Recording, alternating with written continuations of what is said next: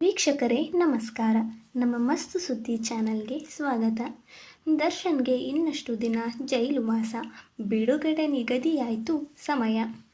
ರೇಣುಕಾಸ್ವಾಮಿ ಹತ್ಯೆ ಪ್ರಕರಣದಲ್ಲಿ ನಟ ದರ್ಶನ್ ಜೈಲು ಪಾಲಾಗಿ 4 ತಿಂಗಳಾಗುತ್ತಾ ಬಂದಿದೆ. ಪ್ರಕರಣ ಸಂಬಂಧ ಆರೋಪಿಗಳ ವಿರುದ್ಧದ 39-91 ಪುಟಗಳ ಸುದೀರ್ಘವಾದ ಚಾರ್ಜ್ ಶೀಟ್ ಈಗಾಗಲೇ ನ್ಯಾಯಾಲಯಕ್ಕೆ ಸಲ್ಲಿಕೆಯಾಗಿದೆ. ಆದರೆ ದರ್ಶನ್ಗೆ ಯಾವಾಗ ಬಿಡುಗಡೆ ಭಾಗ್ಯ ಸಿಗಬಹುದು ಎಂದು ಅವರ ಅಭಿಮಾನಿಗಳು ಕಾತುರದಿಂದ ಕಾಯುತ್ತಿದ್ದಾರೆ.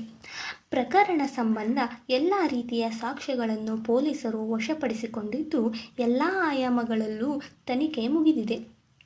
ಆದರೆ ಎ10 ಆರೋಪಿ ಮೊಬೈಲನ್ನು ಮತ್ತೊಮ್ಮೆ FLS ವರದಿಗೆ ಕಳುಹಿಸಲಾಗಿದೆ. ಅದರ ವರದಿ ಬಂದ ಮೇಲೆ ಆರೋಪಿಗಳು ಜಾಮೀನಿಗೆ ಅರ್ಜಿ ಸಲ್ಲಿಸಬಹುದು. ಹೀಗಾಗಿ ತನಿಖೆ ಎಲ್ಲ ರೀತಿಯಲ್ಲಿ ಮುಗಿದಿರುವುದರಿಂದ ದರ್ಶನ್ ಆದಷ್ಟು ಬೇಗ ಜೈಲಿನಿಂದ ಹೊರಬರುತ್ತಾರೆಂಬ ಸುದ್ದಿ ಇದೆ. ಹತ್ಯೆ ಪ್ರಕರಣ ಸಂಬಂಧ ತನಿಖೆಯಾಗಿ ಪೊಲೀಸರು ಈಗಾಗಲೇ ಸಾಕ್ಷ್ಯ ವಶಕ್ಕೆ ಪಡೆದು ಚಾರ್ಜ್ ಶೀಟ್ ಸಲ್ಲಿಕೆ ಮಾಡಿದ್ದಾರೆ. ಈ ಹಿನ್ನೆಲೆ ದರ್ಶನ್ ಪರ ವಕೀಲರು ಜಾಮೀನು ಕೋರಿ ಅರ್ಜಿ ಸಲ್ಲಿಸಬಹುದು. ನ್ಯಾಯಾಧೀಶರು ಕೂಡ ಪ್ರಕರಣ ಎಲ್ಲ ಆಯಾಮಗಳಿಂದ ತನಿಖೆ ಮುಗಿದಿರುವುದರಿಂದ ದರ್ಶನ್ ಅವರನ್ನು ಜೈಲಿನಲ್ಲಿ ಇರಿಸಿಕೊಳ್ಳಲು ಬಲವಾದ ಕಾರಣವನ್ನು ಕೇಳಬಹುದು. ಜಾಮೀನನ್ನು ತೀರಾ ಮುಂದೂಡಲು ಸಾಧ್ಯವಿಲ್ಲದ ಕಾರಣ ದರ್ಶನ್ಗೆ ದಸರಾ ವೇಳೆ ದಾಸನಿಗೆ ಬಿಡುಗಡೆ ಭಾಗ್ಯ ಸಿಗುವ ಸಾಧ್ಯತೆ ಇದೆ.